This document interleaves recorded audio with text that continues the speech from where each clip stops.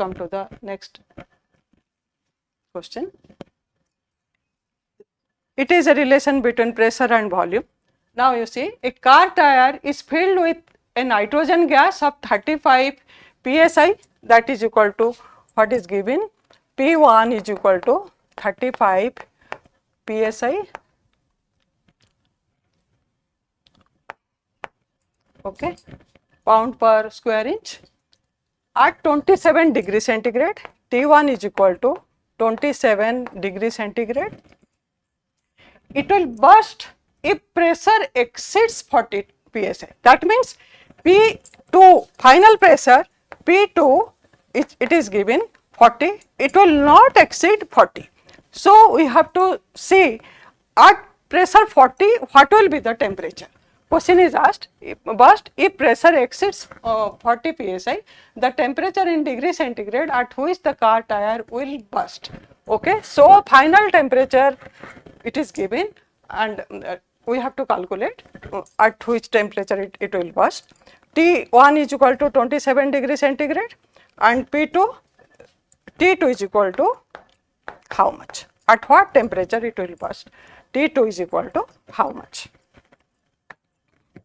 Okay, all of you know that P1 here pressure is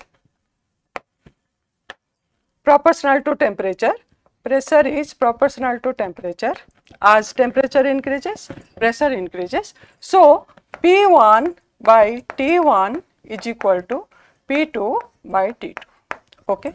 Now T1 and T2, they are in absolute scale, not in centigrade scale. We have to see the unit very carefully, and here it is given in degree centigrade. So we have to convert it into degree absolute by adding 273 degree. So it is equal to 300 Kelvin. Okay, absolute scale it will be 300 Kelvin. Now you put the value P1 upon T1.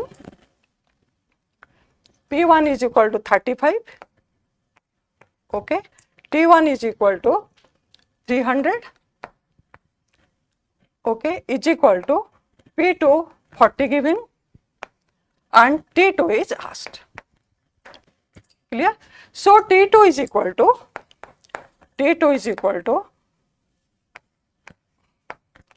okay, T2 is equal to 40 into 300 divided by 35. Okay, it is divided by 35. Now you can calculate what is the value of T2. T2 it is coming to be 342.85. Now it is in Kelvin. It is in Kelvin, and question is asked in degree centigrade. Here round up to nearest integer.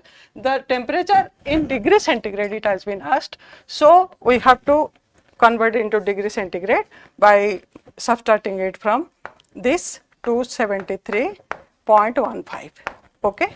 So if we will subtract it, you will get this much of answer, 69.7 degree centigrade.